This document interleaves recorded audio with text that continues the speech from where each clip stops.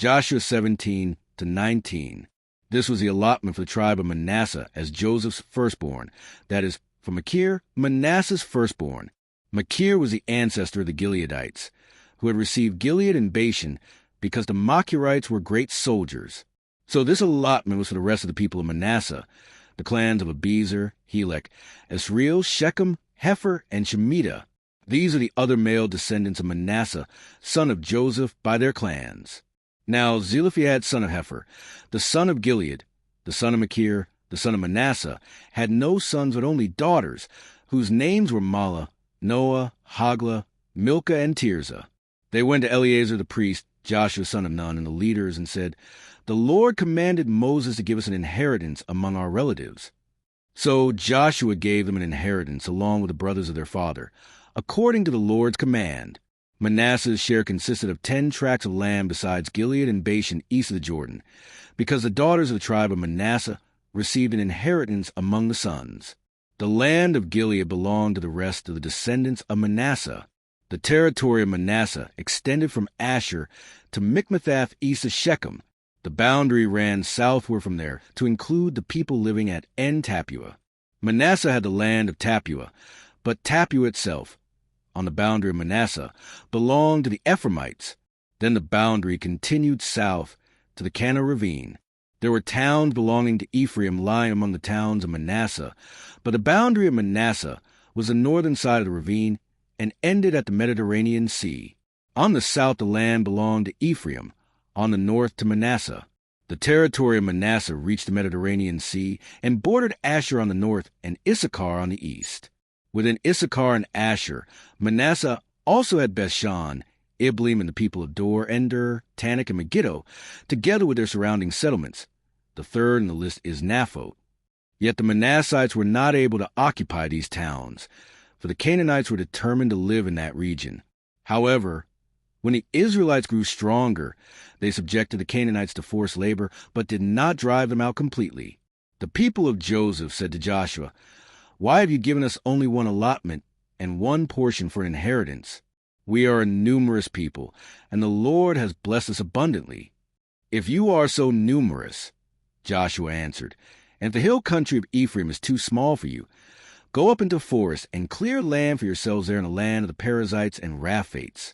The people of Joseph replied, "The hill country is not enough for us, and all the Canaanites who live in the plain have chariots fitted with iron, both those in Bethshan and its settlements, and those in the valley of Jezreel." But Joshua said to the tribes of Joseph, to Ephraim and Manasseh, "You are numerous and very powerful. You will have not only one allotment, but the forested hill country as well. Clear it, and its farthest limits will be yours.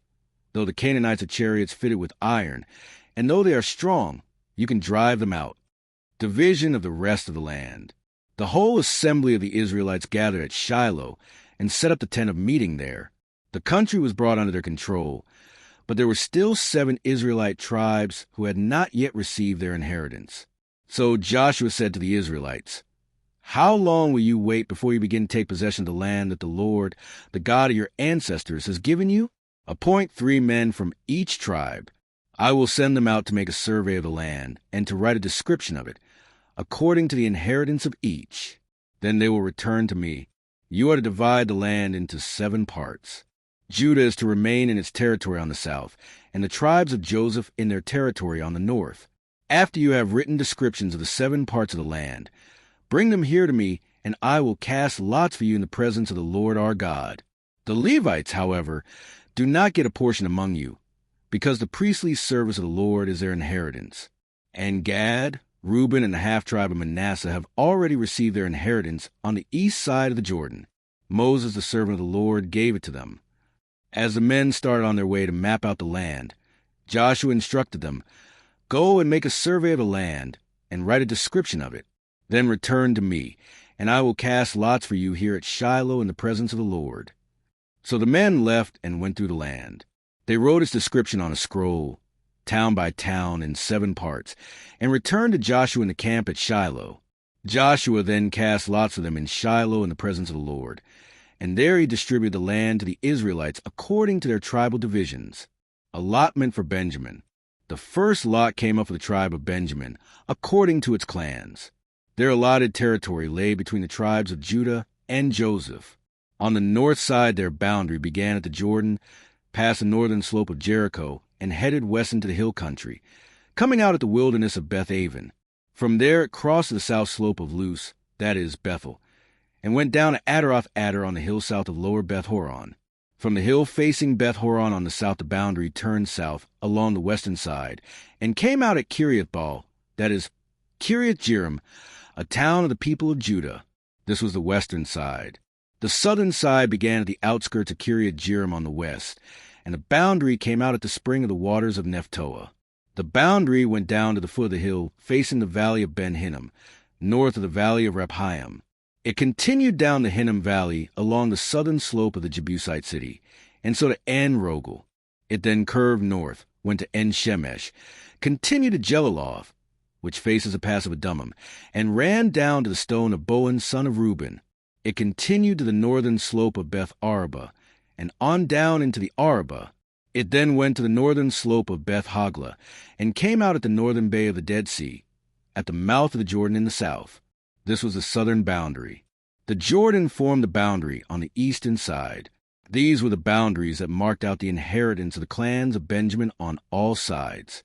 The tribe of Benjamin, according to its clans, had the following towns: Jericho, Beth-hoglah, Emek-keziz, Beth-araba, Zemaraim, Bethel, Avim, Parah, Ophrah, Kepharammoni, Ophni, and Geba, 12 towns and their villages: Gibeon, Ramah, Beeroth, Mizpah, Kephara, Moza, Rechem, Irpeel, Tarala, Zelah, Haleph, the Jebusite city, that is, Jerusalem, Gibeah and Kiriath, 14 towns and their villages. This was the inheritance of Benjamin for its clans.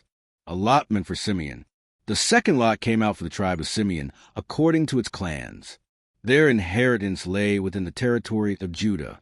It included Beersheba or Sheba, Malada, Hazar-Shul, Bala, Ezem, Eltalad, Bethel, Hormah, Ziklag, Beth-Markaboth, Hazar-Susa, Beth-leboth, and Cheruhin, 13 towns and their villages: Ain, Rimmon, Ether, and Ashan, for towns and their villages, and all the villages around these towns, as far as Baalath-beer, Ramah in the Negev.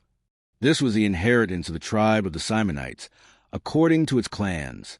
The inheritance of the Simonites was taken from the shared Judah, because Judah's portion was more than they needed.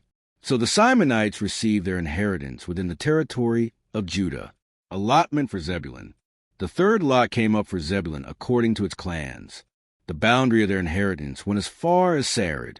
Going west it ran to Maralah, touched Dabasheth, and extended to the ravine near Jokneam. It turned east from Sarid toward the sunrise to the territory of Kisloth-Tabor, and went on to Daberath and up to Japhia. Then it continued eastward to Gath-Hepher and Eth-Kazin. It came out at Rimmon and turned toward Ne. There the boundary went around on the north to Hanathon, and ended at the valley of Iphtah-El. Included were Kadesh, Nahalal, Shimron, Idalah, and Bethlehem. There were 12 towns and their villages. These towns and their villages were the inheritance of Zebulun, according to its clans. Allotment for Issachar. The fourth lot came out for Issachar, according to its clans. Their territory included Jezreel, Keziloth, Shunem, Hapharaim, Shion, Anarath, Rabbith, Kishan, Ibez, Remeth, and Ganim, and Hada, and Beth-Pazzes. The boundary touched Tabor, Shahazumah, and Beth-Shemesh, and ended at the Jordan. There were 16 towns and their villages. These towns and their villages were the inheritance of the tribe of Issachar, according to its clans. Allotment for Asher. The fifth lot came out for the tribe of Asher, according to its clans. Their territory included Helkath, Hali, Beten, Akshaph, Alamelech, Amad, and Mishal. On the west boundary touched Carmel and Shir Libnath. It then turned east toward Beth-Dagon, touched Zebulun in the valley of Iphtah-El, and went north to Beth-Emek and Neill, passing Kabul on the left. It went to Abdon, Rehob, Hammon, and Cana, as far as Greater Sidon. The boundary then turned back toward Ramah and went to fortified city of Tyre, turned toward Hosah and came out at the Mediterranean Sea in the region of Achzib, Ummah, Aphek, and Rehob. There were 22 towns and their villages. These towns and their villages were the inheritance of the tribe of Asher, according to its clans. Allotment for Naphtali. The sixth lot came out for Naphtali according to its clans. Their boundary went from Heleph and a large tree in Zananim, passing Adami-Nekeb and Jabneel to Lacham and ending at the Jordan. The boundary ran west through Asnath-Tabor and came out of Hukkok. It touched Zebulun on the south, Asher on the west, and the Jordan on the east. The fortified towns were Ziddim, Zur, Hamath, Rakkath, Kinnereth, Adamah, Ramah, Hazer, Kadesh, Edrei, and Hazer, Iron, Migdal-El, Horem, Bethanath, and Beth-Shemesh. There were 19 towns and their villages. These towns and their villages were the inheritance of the tribe of Naphtali, according to its clans. Allotment for Dan. The seventh lot came out for the tribe of Dan, according to its clans. The territory of their inheritance included Zorah, Eshtaol, Iar Shemesh, Shalabin, Aijalon, Ithla, Elon, Timnah, Ekron, Eltekeh, Gibbethon, Baalat, Jehud, Bene Barak, Gath-Rimmon, Mejarkon, and Rakkon, with the area facing Joppa. When the territory of the Danites was lost to them, they went up and attacked Leshem, took it, put it to the sword, and occupied it. They settled in Leshem and named it Dan after their ancestor. These towns and their villages were the inheritance of the tribe of Dan, according to its clans. Allotment for Joshua. When they had finished dividing the land into its allotted portions, the Israelites gave Joshua son of Nun an inheritance among them, as the Lord had commanded. They gave him the town he asked for, Timnath-Serah, in the hill country of Ephraim, and he built up the town and settled there. These are the territories that Eleazar the priest, Joshua son of Nun, and the heads of the tribal clans of Israel assigned by lot at Shiloh, in the presence of the Lord, the entrance to the tent of meeting. And so they finished dividing the land.